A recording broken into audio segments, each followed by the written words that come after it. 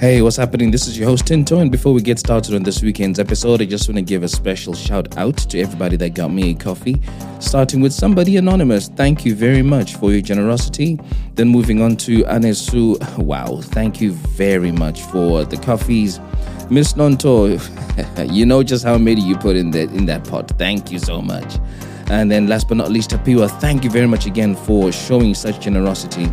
If you'd like to do the same, please head on over to www.buymeacoffee.com/feeling station and give as your spirit leads. There is nothing that is too small to keep the podcast fired up. With that being said, let's head over into this weekend's episode. Is that a breakup? I think we have a situation right here. On Feeling Station. Hello? Yo, what's happening? I'm good. How are you doing? I'm doing very well, thanks. You sounding as excited as I am. That's always a good sign for me. Yeah. I'm excited. Welcome to the Feeling Station. Oh, thank you so much for having me. And thank you for making the offer. You came through to the DM, and for me, it's always good when somebody says that they listen to the podcast. It's encouraging for me as a host. And then even more encouraging when you say that you've got a story to share. So thank you before we go too far. You're welcome. All right. For those who are listening to the podcast for the first time, it touches on breakup stories that people would like to talk about with the view to give you, the listener, lessons that you can pick from my guest story today.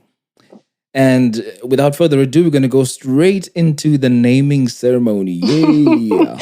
Right. This is the part where I give you the name that you're going to use for the duration of the episode. Okay. So I've gone over to East Africa, Uganda in particular. Wow. And the name that I'm giving you is in a language called Luganda. I always find that interesting. You know, the country is Uganda, and then the language is Luganda. Luganda. Yeah, I think that's pretty cool. And the name I'm giving you today is Kirabo. And I hope you have a pen and paper for that, because that is... Let me write it down. Okay. You will need to remember this. I need to remember this name. So make sure you get this right from the onset. Right. The name is Kirabo. Kirabo. Kirabo, yeah, which is Kirabo, Kirabo. And that means gift. Oh, beautiful. And does the word gift mean anything to you as a person? Yes. I feel like I am a gift because God saved my life when I was near death 2 years ago. So I feel like, I am a gift from God. Ooh, He saved my life. You had a near death experience? Yes. Ooh, okay. Yes. Is that part of the story you're gonna share?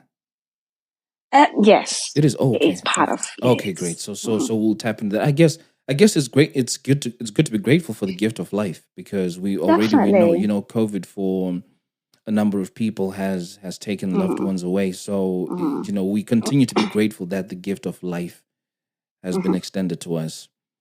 Right. One of the reasons why the podcast is doing well is that there are lessons that people draw from the experiences you're going to share today. But before we get to that point, I want you to give the guy you're going to talk about a name. What are you going to call him? These guys with names, they are very, very, very, very. They're not nice. So by the time this podcast ends, every person with the name in the alphabet is going to be associated with some badness. Because I think about 3 weeks ago, somebody says anybody with the name that starts with the letter T is problematic. And I felt touched, because both my first name and my nickname start with T. And then today you're saying that people that start with the name M have got a problem. These guys, they have a big problem. Yeah. Something wrong with them. I seriously think there's something wrong with them. So what are you calling this guy? I'm going to call him Muchadeta. Do you care explaining that for those that don't understand, Shona? For those who don't understand, Shona, Muchaneta means troublesome. Yeah. He's a guy who's very troublesome. Yes. And I think this guy, was very troublesome. Very troublesome.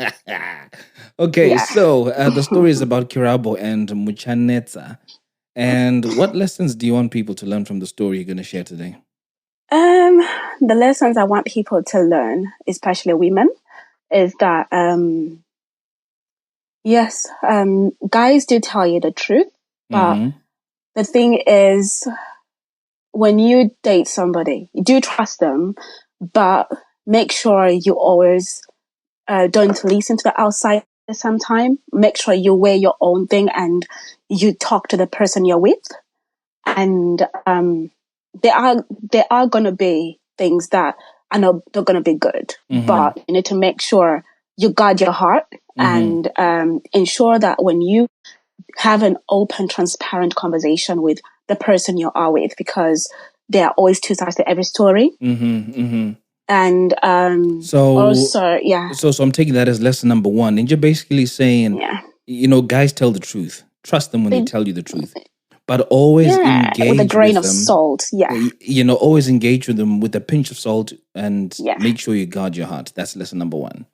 Okay, cool. Number two. Number two is that always trust your gut instinct at all times. Okay. Trust your gut instinct. This is a very common lesson that people say on the podcast, that you should always trust your gut. And I guess this will come to life in the story that you're going to share. Do you have a third lesson? Yes. Third lesson is if you date somebody who has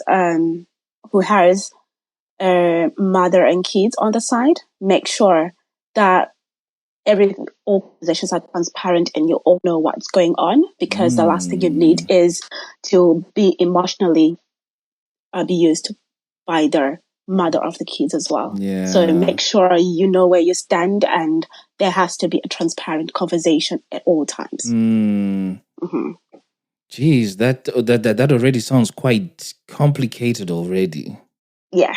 So I'll just run the lessons again before we get into the story. First one up, guys do tell the truth. Trust them, but always engage them with a pinch of salt. Number two, always trust your gut. And number three, if you date someone who has a separate family, I'm going to call it a separate family, right? Yeah. Make sure the relationship is transparent. Yeah, cool. Let's get into it. So how did you connect with Kirabo? So I'll give... The place is going to be where we met in, I could say, I'm thinking of the name, Wales. Wales. Okay, so you guys met in Wales. That's where I'm going to base it on. Okay, yes. Cool. So we met there, and I had just moved I had been working in a new job, and just about 6 months per se. And here's me, newbie, working in a job, and I was working for an agency. And then the next thing, I met this guy, and he asked me how I had come about my way, and I was already in a different matter in my mind.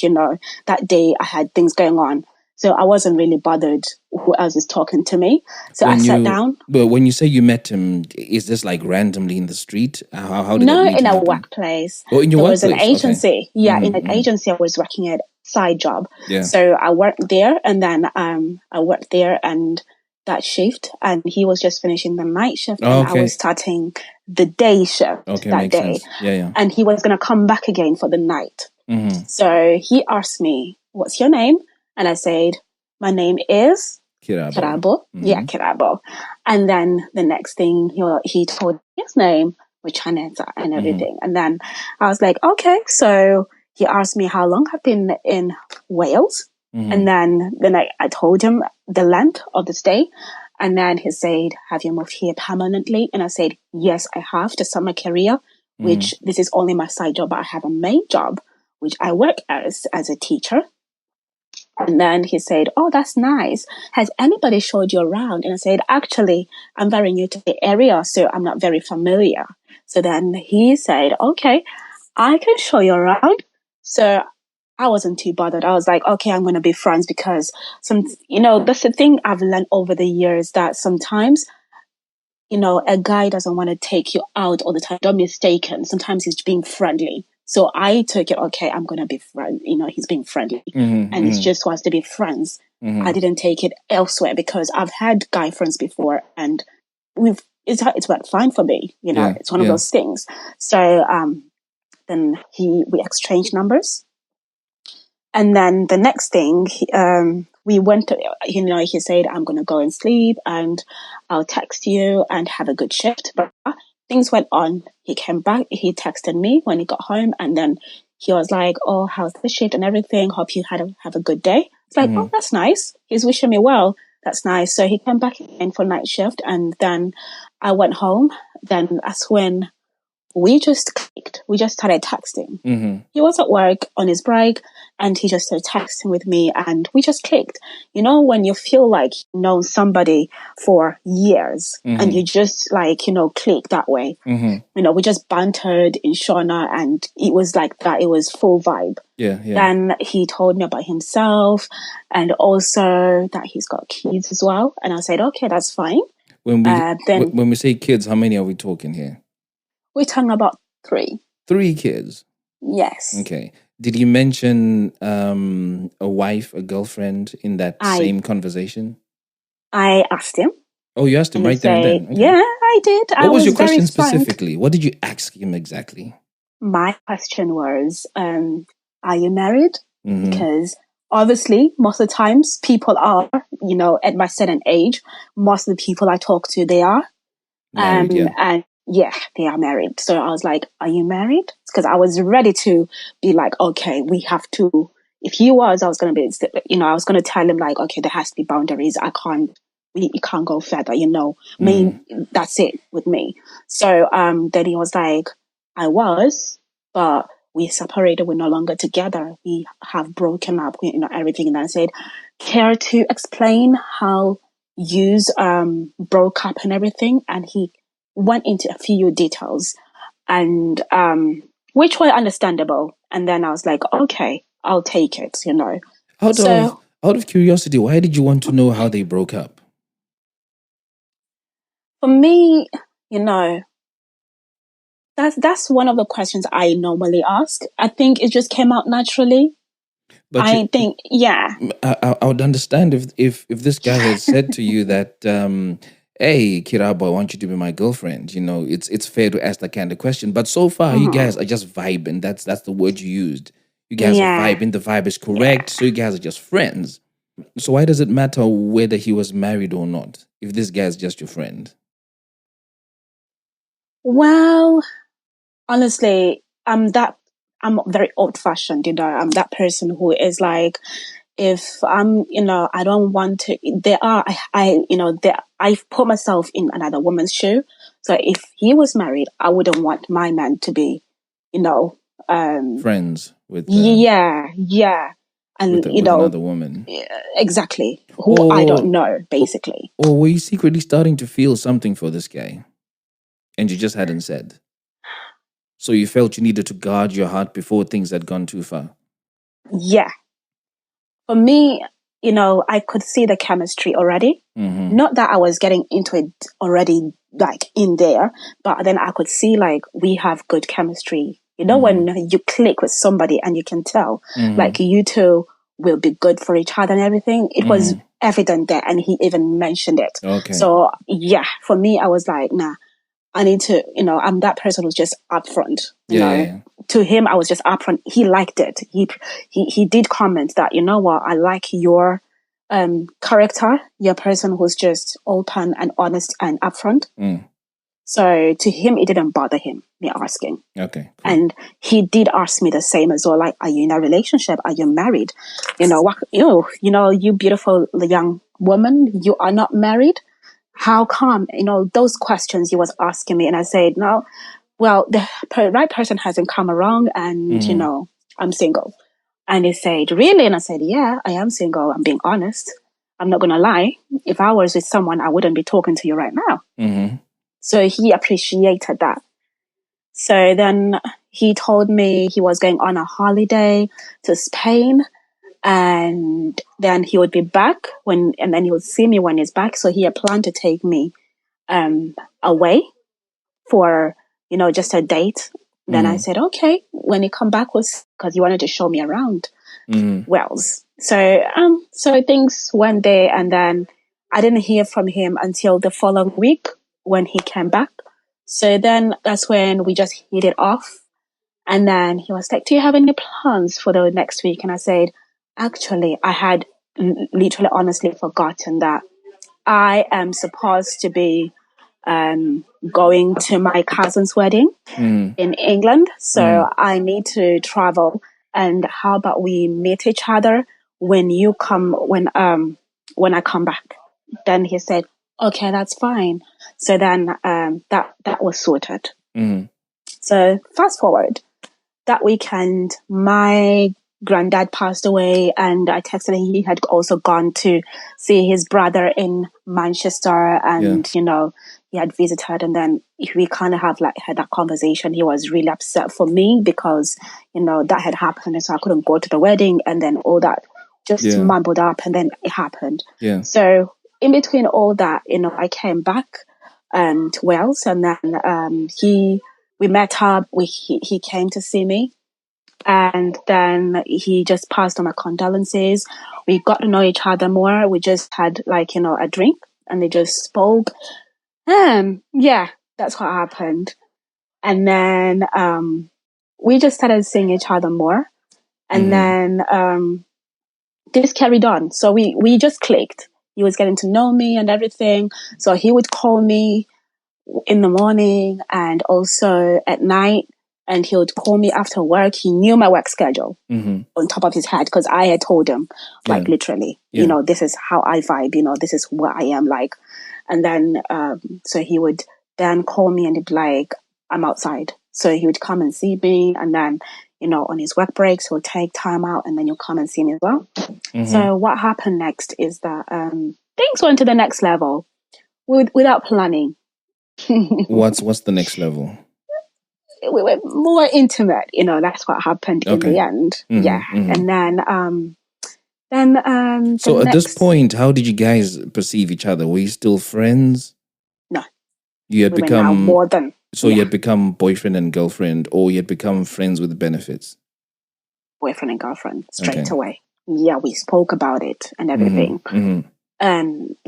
Because I truly, honestly felt very comfortable with him. Yeah. I felt I could open up to him, and he understood me so well. I was like, wow, this guy is different, I was like, is it too good to be true? Sometimes, you'd think, when a guy is talking to you, maybe it's too good to be true. So, out of curiosity, what was your brain saying to you about this separate family that he mentioned once upon a time? But was that a factor at play? Did it bother you at this point, or it didn't? It didn't bother me because he had already explained where they stood. Okay. Yeah, he had plainly explained to me. So I knew what I knew. Yeah. So then it came a month later. I was just feeling queasy. And I was feeling drowsy. And I had the flu. The flu started. And then he quizzed me. He's like, are you okay? Have you called the doctor? And I was like, why should I be calling the doctor? It's just a flu. It's a flu season. Come on, this is October.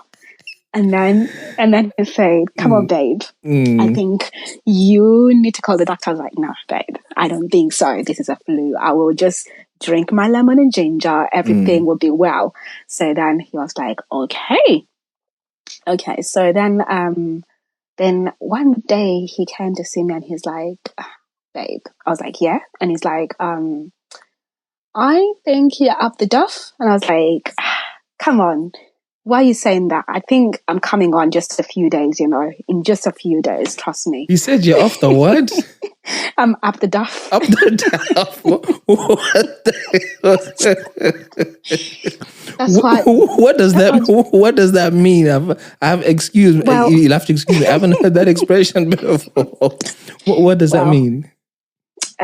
British women, old women, older women, like elderly women, when they expect that you're pregnant, they say you're up the duff. You're up the duff.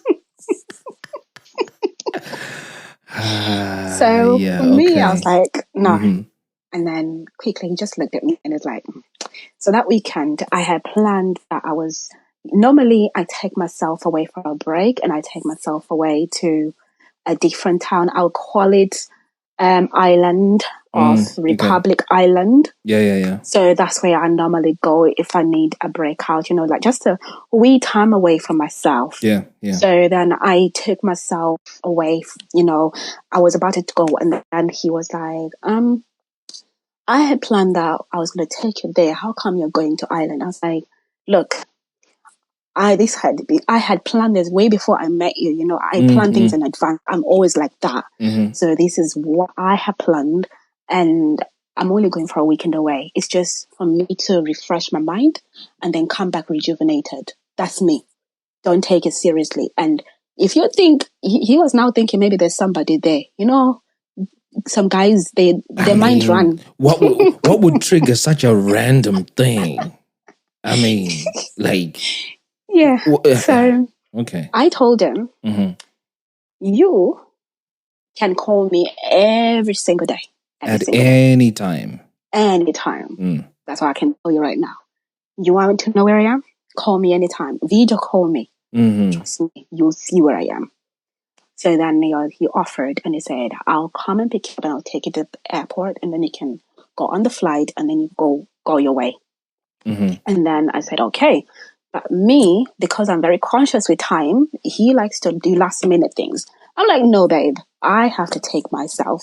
I'm going to go on the flight. I'm going to take myself because you're going to be late. I could tell the time. I thought this guy, he's going to make me late for the flight at one point. Yeah. So I called him. I was like, I'm on the bus going to the airport. Don't worry. And he was so upset. I was like, I'm sorry, but I am very time conscious. I don't want to miss my flight. So I got on the flight. And when I got there within 2 hours, I got off the flight. I called him. I was on the phone all the way to my hotel, But then, at whose initiative? Is he the one who kept you on the phone that whole time, or you called him as soon as you got there? Who rang? I called him. You called him? I called, yeah. Okay, all right. For courtesy to let him know I'm safe. Okay. I was just like, let me know if you arrived safely. Let me know if you've checked in and all that stuff. So I did that. But then I had this funny craving for tacos, Taco Tuesdays. Yeah. I don't know what is something so spicy. And that's when they question, why are you eating something spicy? You never eaten something spicy. Babe, you never eat something spicy. You're eating a lot. What is going on? Do you know what's happening?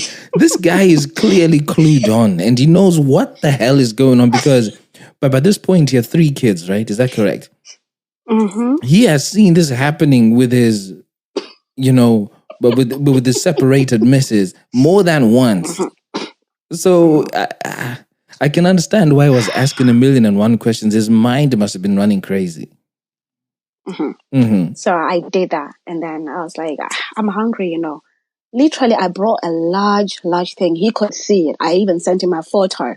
Large chips, tacos over there, and, salad over there. I ate it whilst I smoked him. He's like, okay, I see you. You're coming back. You're coming back. You're going to come back. And I was complaining toilet trips because I was like, I'm going to the toilet. I need a pee.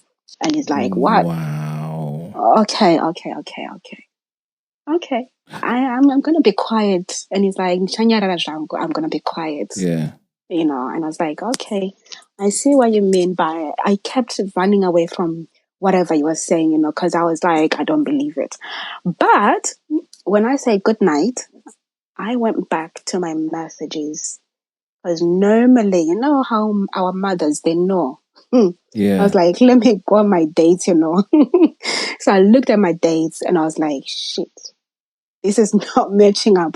What date is it today? I was like, oh my goodness, I think tomorrow I have to make the trip to the chemist. Because you might be up the duff. Okay, yeah. I might be up the duff. The next day came. And then the next day came, and then the next thing I went to see my friend. I have a friend who has like a restaurant, a bakery shop. She's a baker. Yeah. So I went to see her. But funny thing is, her cupcakes were making me queasy. I had to make up a story to tell her, I'm coming back. She gave me a cupcake to eat, but I could feel it queasy. I'm coming back to see you. And you just need to go to the shops. I made that excuse. So then I went on to, I went on to the chemist to Boots, but two set of pregnancy tests. And then I was like, you've got to do this. If you don't do it right now, you are going to be sweating yourself until you go back to Wales. Yeah. So I took myself to the restroom within 2 seconds. It didn't even take 5 minutes. 2 seconds. Bing! Bing! Both of them. I was like, shit. I never knew this would happen, I was like, so what do I do? The first person I called was my best friend. Yeah. I think we'll call my best friend Lindiwe. Okay. So Lindiwe, she was not picking up. She'd come from night shift. And she's the first person who picks up my phone, Mm-hmm. And I did not know what to do. Mm-hmm. And I came out, I was confused. When you have seen such a... They call it an adrenaline rush. I took 2 photos and I was like, I've got to keep the photos in case these tests, they rub off themselves, whatever will happen. Yeah. Keep them in my bag and 2 photos on my phone. Yeah. 2 photos. Yeah. And I sent it to her. And then I sent one to the guy. And I was like, okay, see who replies me first. We'll discuss, whoever replies me first. So 20 minutes later, she calls me. She's like, what's going on, babe? Mm-hmm. And then she's like, and I'm like, girl, you won't believe this. And I said, do you remember because she had questioned me, she had seen my face. And she's like, sis, me, I think something is wrong with you. Yeah. Why did you have the glow up already? Mm-hmm. She said I had the glow up. So I kind of was like, no, I denied. Yeah. So I was like, you know what you said before, yeah? It's true. She screamed. In excitement or in panic? In excitement. Wow. In excitement and panic. And she's like, have you told him? Mm-hmm. And me goes, I'm not. I only sent her photo. I'm not. And she's like, why? You need to now. I said, no. And she's like, why are you scared? And I said, but the photo would have told him anyway. He responded. She's like, has he responded? And I said, let me check my message. I checked my message. He put a question mark. And I was like, dude knows, but why is he asking a question mark? Yeah. So then he called and I didn't pick up. I cut the phone and she's like, why are you cutting his phone for?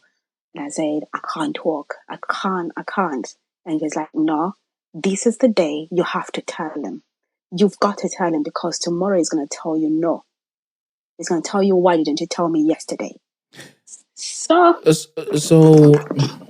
this guy had already hinted to you that you might be pregnant. Yeah. Right. And so then in my message. And then he sent this question mark, he's like, hey, what's up? You could have told him that, oh yeah, you were right. I am pregnant. I did that. Oh, so he sent a question mark. So he was now calling me, but I wasn't picking up the phone. I was now, not picking up the phone. So why weren't you picking up the phone? I was scared. Of what? I was just scared, like the reaction, is he going to shout? Is he going to do what? Because I'm already, like, I don't know. What is he going to say? I was already confused, like, what is he going to say? Mm-hmm. So then my friend was like, cut the phone on me. You need to call him now. Or either give me his number and I'll talk to him. If you're being too scared, I'm going to do it for you. So no, babe. I'm going to call him. I'll call him. So I called him and he's like, yeah, I seen the photo. So what? And I said, it is what it is, you were right. And he said, but babe, so you tell me you are pregnant, yeah? And I said, yeah. And he's like, what are you going to do about it? I'm going to keep the baby, It is what it is. You have to, I have to accept it. And it's like, it's just a clot. Go and have abortion. That's where it struck me and I cut the phone and I was like, okay. He's done it now. I could tell that's what you were saying at the back of his mind, because if a guy in a situation like that asks you the question, what are you going to do? Mm-hmm. sheepish way of saying, I want you to get rid of this baby, but I don't want to be the one to say it. You know, so present me with the option. And if you do present me with the option, I'll take up the option. Yeah. And in my case, I said, I'm going to keep the baby. So then after he said all his rubbish, I cut the phone off. And then I called back my friend and I told her everything that happened. And then she said, look, I'm going to talk to him, 3-way call with you because it doesn't make sense. He can't just say no. He knew what he was doing clearly and he knew you were. And now that you told him, he's now denying. How's that working? So then I was like, I'm going to have to relax this weekend and I'm going to forget about him at the moment. We'll deal with it when I go back to Wales. So the whole weekend I was stressed out and I was like, nah, he has to, there's got to be more than this. And then that's when he tried to call me, but I was like, nah, I'm not picking up the phone. So I just kept cutting his phone and he was persisting to talk so we can discuss. But I kept saying no. So fast forward, I went back to Wales and then he came.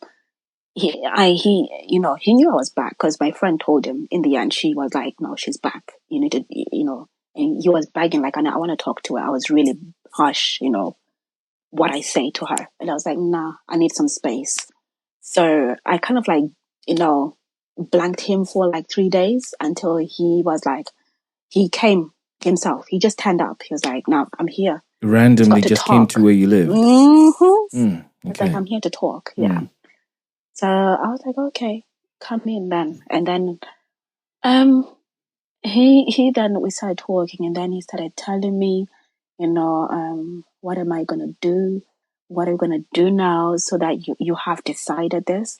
So, and I said, yeah, but we have to decide what we're going to do because, in our culture, it's got, some point my go-go is going to have to know, or my tete, how it goes. You know how the culture goes. And he says, okay, that's fine. Are you ready for me? Okay, you can give me Gogo's number, Sekoro's number. I can talk to them. I said, cool. So then I told him, I'm going to talk to Gogo and Sekoro. And then I'll let them, you're going to call them. So I'll explain everything that, you have separate, you're no longer together with your wife, your ex-wife and everything, and got the kids still and everything. He said, fine. And then he said, but how are they going to feel? And I said, but you said you guys are no longer together, right? That's what you told me in the first place. And yeah. So then I spoke to Gogo and Sekoro. They were like, okay, we are going to have to talk to his relatives as well. He has to give us his real relatives, not those fake ones. Those you bring with your friends and you think it's it. Yeah. So then I told him and he said, okay, fine. So he spoke to them and they kind of like introduced themselves and they told him what to do. So then they were like, you need to chase up with him because we're going to have to tell your parents, everything. And then they were like, yeah, say everything. And then we're going to have to convey. And then we have to come to Wales. We have to see his relatives and all that stuff. So that happened and he didn't. He started blanking. That's where everything went left. I was like, but why are you blanking? They want your real relatives, not your friends. Then he says, okay, so where are we going? Then the town we're going to is London. So then we arrange the date and everything. So where it all goes wrong now goes back to where everything was going fine. And I had made my appointment, everything registered at the hospital. And then the next thing, we planned that the following year, because it was now December. So the following year, January, we were supposed to sort everything out so we could go to London. Yeah, for the introductions, all that thing that happens, in our culture. So then what happened now is he turned up at the door on 1st of January with his wife on my doorstep. Oh. The previous night, he had been acting so dodgy, talking dodgy, and I was not understanding what he is saying and why he is saying that. He was now starting to say, blaming me for getting pregnant. And I was like, no. But what does it mean blaming you for getting pregnant? It's not like you can randomly get pregnant on your own. Mm-mm. Exactly. Yeah. I spoke and I was like, what do you mean? So I spoke to my best friend, Lindy, and I said, girl, this is what's going down. And she said, I am really thinking I'll call my auntie. She'll come to you and, she can help you out and everything. So then I was like, okay. So here's me sitting in my room and then the knock is going on. So then I'm thinking, what's going on? Should I open? Should I close? So I opened the door and then me thinking, what should I do now? So I opened the door. They came in. I was confused. And then I asked, so what are you doing here? And then they said, I've come to see who's pregnanted my husband. What? Yeah. She's like, I'm here to see who's pregnant with my husband's baby. Yeah. Whoa. I was shocked. So then my friend Lindy was like, my auntie is calling you right now. Wait. And then I was like, okay, I'm going to wait. And then the next thing I was like, I need to call my uncle because this is not going to work. Yeah. We need to have my uncle with me here. So then I told her, the woman was like, I've not come here for introductions and whatnot. I've come to see who's been pregnant by my husband. Wow. So I looked at him and I was like, dude. Like, what's this? You told me this. What is going on? And then he was like, I don't want anything to do with you and the baby. That's what he said. And I was like, we spoke about this. And my uncle was on the phone and he was like, you, both of you, man and wife, shut up. What are you both doing in my granddaughter's house? Then he was like, Muchaneta, can you tell me why? And it's like, I've come here to tell you that this is not my baby and this is not, I don't know her. So he lied to the wife. Well, he's like, for last week. So wait a minute. How does a guy who doesn't know you come to your door? That doesn't make sense. He was obviously, yeah, but if it's a one night stand, did the one night stand thing happen at your house or elsewhere? It just doesn't add up. You can't say you don't know someone, but you know where they live. So my uncle was like, that is rubbish. That is stupid. What are you saying? Yeah. So then he was like, I don't want anything to do with her and that baby. That's not my baby. And then he was like, are you not the one who walked out of your home? You came to her house fully knowing what you're doing. She didn't know about this one, that you guys are still together. Yeah. You did not, you didn't know about the wife. I didn't know. And he's like, yes. And he said, are you not the one who called me and you admitted that this is my baby and I'm going to take care of her, the baby, and I'm going to take care of this girl? Yes. And he said yes. So he asked him with reverse psychology. Then he was like, you shut up. Then he went to the wife and he asked, so madam, what have you come here to do in my grandmother's house? What are you doing? And she said, I've come to see who got pregnant with my husband. Yeah, for what benefit though? I was shocked. So then he said, you don't have a right to be turning up on her doorstep. What if you had killed her? Yeah. Yeah. And then that's when she was quiet. And then he said, so what do you want us to do? He has to take responsibility. And she said, I'm going to tell all his uncles, all my relatives, this is what's going on. And my uncle said, okay, that's fine. But then he was like, but you know that they were together for that long, not 2 weeks. That's a lie. And then he started shouting and so how long had you guys been together at this point? It was coming to 4 months now. Okay. But it was, yeah. Man, so, you got pregnant real quick, you know. Hey, but by this point, how many weeks in were you now? I was coming to 12 weeks.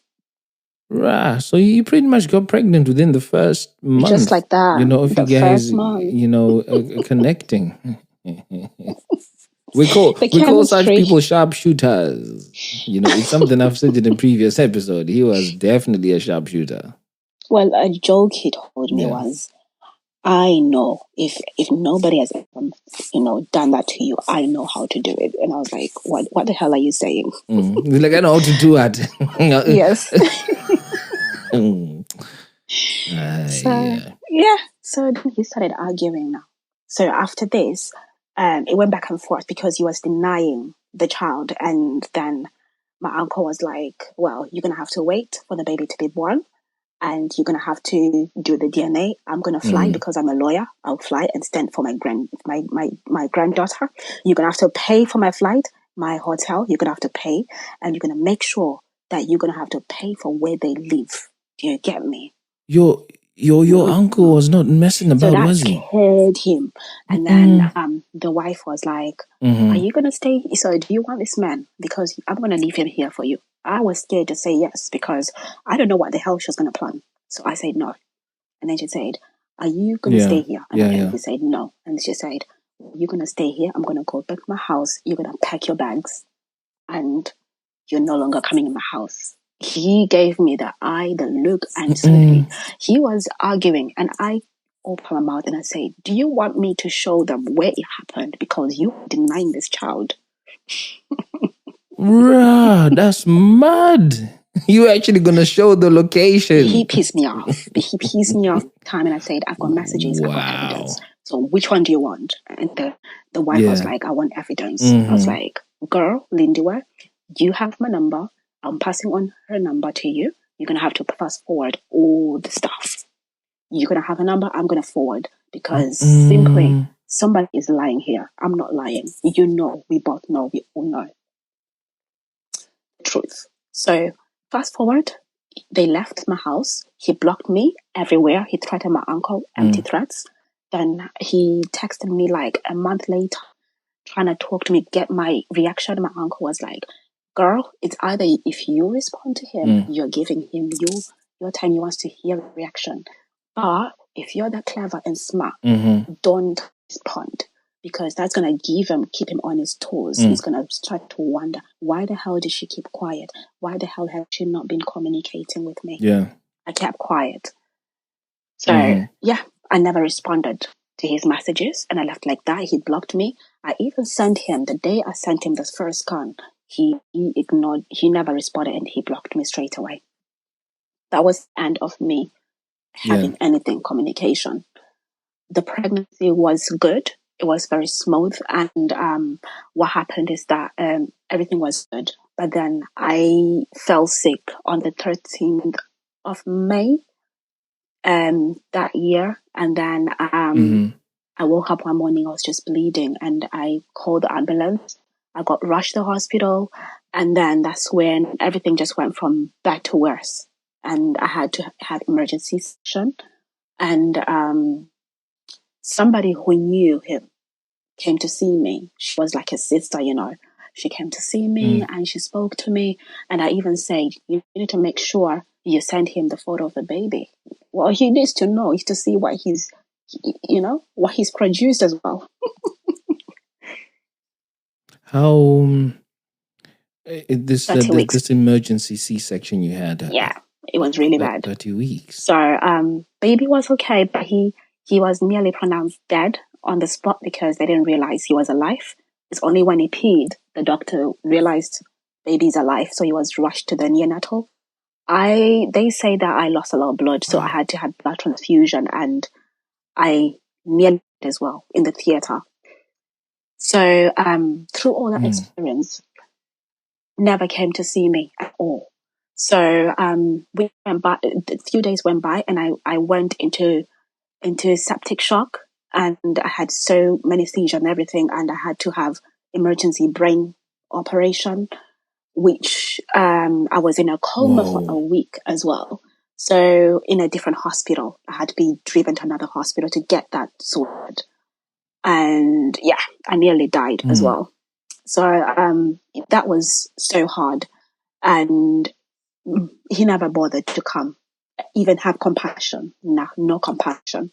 He knew because... Did he know all of this was happening because you said he knew blocked because you, so... I had connections who had connections to him. Yeah. Yikes. So me thinking he's going to have compassion, at least have compassion, the mother of your child, you know, and even your child, to see how he is. So I spent 3 weeks in the hospital recovering, I had to basically learn to walk, to talk, everything from scratch. So I was in hospital for 3 months and, you know, having to learn how to look after my baby and everything. Then I had to be transported back to the city where my parents live. So through that now, that's where everything went from bad to worse. During my recovery, I was being stalked with a wife. She was stalking me on my WhatsApp. Why? I don't know. She could see my baby. And that's when I was advised, do not post your baby anywhere whilst it's still fragile, because you don't know what she could do. So I was very, very quiet about, yeah. How did she have your number? Where did she get your number from? All this happened, you know, when she came to my house, she wanted evidence. So I sent it to her. Little did I know that she was basically, she even stalked my own Instagram. I came to the point where I blocked her completely. So she was sending harassing messages. That son is a child by a donor. He'll never have a dad in his life. And to the point where I had to make a decision when I was fit to apply for child maintenance. And he disputed it at that point that the child maintenance, now we're getting involved, like he needs to pay for it and he needs to, you know, pay his due. Like literally he needs to do the DNA if he wants to prove that he's not the dad. You know, come on, do the DNA, prove you're not the dad. Yeah, yeah. He did it. Yeah. You know, and it came back, he is the dad. Obviously. But then he made my family feel like I was the liar. You know, when someone emotionally blackmails you and makes you have the blame.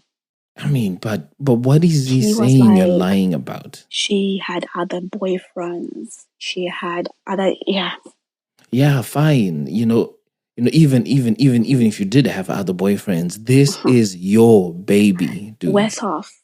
You know, so what's the benefit in saying that you had other boyfriends, etc.? He sent my mom horrible messages. He sent my uncle horrible messages, which were very, you know, in our culture, very, very bad, like very disrespectful.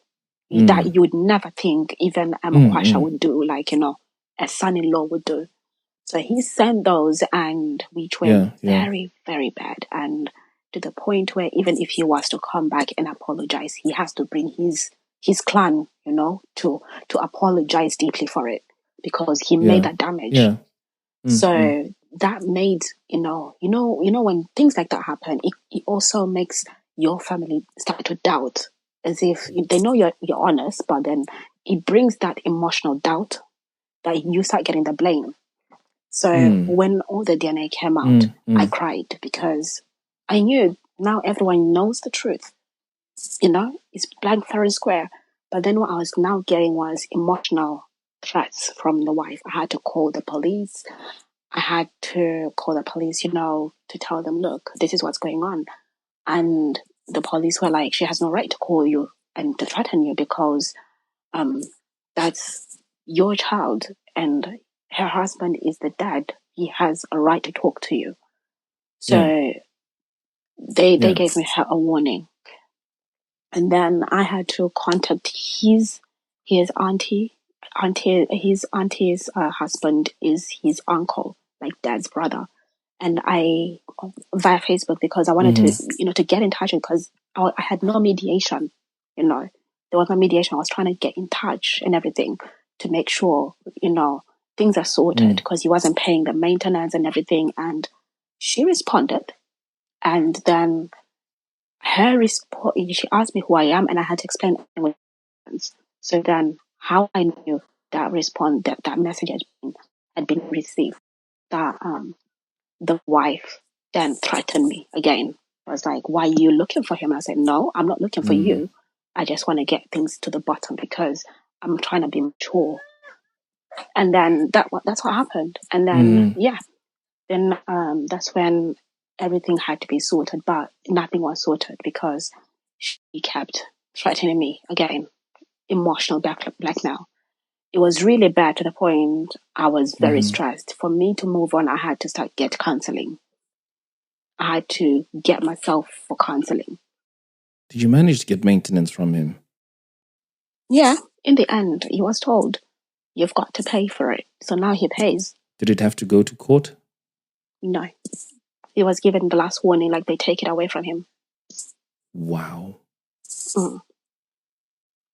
You know what I find very, I don't know whether to say interesting or disrespectful or whatever, is the whole thing that he's got a whole wife and children that he claimed he had separated from, but he hadn't. And then for him to hurl this abuse and insult towards you and try to dismiss everything and bring in boys that didn't exist and that didn't matter is just the height of disrespect in this whole situation. Yeah. I did then, now coming to everything, realizing now. Yeah. I did understand now that they had separated, but the wife was bitter because he had moved on. So they had separated? But then they hadn't moved separate houses. But the wife was bitter because he had moved on. She was upset, so he actually has moved on. Yeah. But then now she has been the one enforcing. Let me stay in the relationship. I want to stay. She's the man who wears the trousers in the house. Now, I want to play back one of your lessons here. I understand the bit where you say if you date someone who has a separate family, make sure that the relationship is transparent. I totally get it. If he had said that, look, we're separated, but we're still in the same house, it would have played out quite differently, because when she turned up to your door, you wouldn't have been as surprised as you were, right? The one that I really want to get a bit more information on, you says, the first one you said was, when guys tell you the truth, trust them, but always engage them with a pinch of salt. So in this instance, he did tell you the truth. It turns out that he was separated. He genuinely was. So what pinch of salt would you have added to this? He would have told me the fact that they are still married. Living together. Okay. Yeah.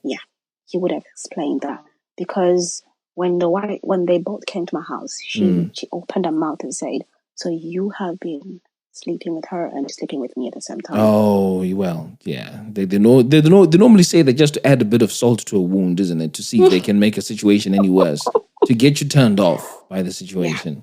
Yeah. So are you guys together?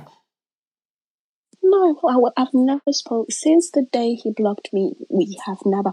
He tried to call me, but when the wife threatened me, he called me, and I picked up the phone. It was anonymous. I picked up the phone and said hello. I heard his voice. I cut the phone because I wasn't sure if that woman was with him, because I didn't know if she was listening to anything of the conversation or she was making him do it. I wasn't sure. I wanted him to be a man enough to contact, as a man, okay, we have a child together. I want to say my piece, put some closure. If we need to hash things out, discuss, okay, make peace for the sake of our son. Yeah. I'm not going to blame my son for the things that happened between us. Yeah. He's just an innocent child. But I will not accept the fact that your wife is disrespecting my child and me, Yeah, that's a line that really shouldn't be crossed. I would have respected this woman if she would come to me as a woman as well, woman to woman, talk to me explain to me, how did this happen? When did he come? What did he tell you? And then she also exchanges the story to me of exactly what happened. then I would be understand like, okay, so where do we go from here because of sake of our child? Would have understood that totally. But she chose to have this whole dramatic about everything. Militant. Yeah. And this is not me. I do not like drama. So she brought drama to me when I never wanted it at all. So how are things now generally then? I have moved on. Mm-hmm. I'm healthy. Mm-hmm. And I've moved God on. That. We thank God. And my life is good. I have gone back to work. I look after my son. You know, everything is amazing. And I've moved on, you know. Yeah. Dating again because... Nice. Yeah. Yeah. I feel, you know, that chapter of mine closed. I had to, you know, counseling really helped. That was the main thing. Last year, 2020, was my year of healing and counseling because I felt I could not move to a next relationship without that chapter being closed. So with me, I had to forgive him in my heart because I don't like to keep grudges. I had to keep for my own peace. So when he does, if he ever does, which I don't know, which it might never happen, come back in the future trying to ask for forgiveness, I've already forgiven him. And if he wants to see his son, I am open to that, but it has to be a conversation. Yeah. Just to co-parent, You know, I'm just thinking about your name, Kirabo, and the meaning is gift. So, you know, I do understand you suffered from septic shock, which in its own condition is really dangerous, you know, because of the low blood issues that you have going on and the abnormalities in cellular metabolism. You really, really, really got very close to death. So you're grateful for the gift of life, but you also have a son. Yeah. You know, so that again is a really solid piece and thing to be grateful for. It genuinely is a gift. He made me strong all the way. I had to live for him. Yeah. I pulled through for him because I said, I want to look after my son. I want to raise my son. And I want to be the best mom ever. I did hear from my best friend that he did try to contact her and he did try. He asked. He didn't know. He read my story in the newspaper and that shook him more because he didn't know the extent of how I had gone through, and he wanted to ask for forgiveness and explain himself. But she told him, you need to contact her yourself. And he's scared. Apparently, he is very scared to approach me. He's still not ready. Ready to. He wants to talk to me, but he's very weary how my reaction will be. Well, I'm grateful you're doing a lot better. Yeah. Honestly, I can hear the healing in your voice, given what you've gone through. Yeah. And for anybody listening to this podcast who's had a situation that is similar to this, one thing is true: time genuinely does heal. And I like one thing that Kirabo said, which is that I had to forgive him within my own heart for myself to move on and get to the place where she can speak openly. So if you have a situation that is weighing down on you very heavily, one of the first things you really need to think about doing is forgiving that person and forgiving yourself. It helps you. Because that genuinely does help. You can't move. Yeah. You realize a lot of things you can't move forward. Yeah. It stops you moving to go to work. It stops you moving. It affects your relationships in the house with your family and your friends because everything you're thinking about is, I'm going to blame them. I'm going to blame this. I'm going to blame this. Yeah. To stop and think about how is this affecting me? How can I heal? It starts with you. If you want to live properly and have a healthy life, it starts with you. You have to think about yourself and be selfish with yourself first before. Yeah. Yeah. Well, Kirabo, thank you very much for this really deep and encouraging lesson and story. I'm just going to play back the lessons that you gave before we close out. So first up, guys, do tell the truth, trust them, but always engage them with a pinch of salt. And then lesson number 2, always trust your gut. And last but not least, if you date someone who has a separate family, make sure their relationship is transparent. Yeah, it's important. You've been listening to another episode of the Feeling Station podcast. I'm your host, Tinto, and I look forward to catching you in next weekend's episode. Peace. Tell me what you're feeling. Sati zandaro rwaini handichageza. Tell me what you're feeling now that it's over. Sati zandaro rwaini handichageza.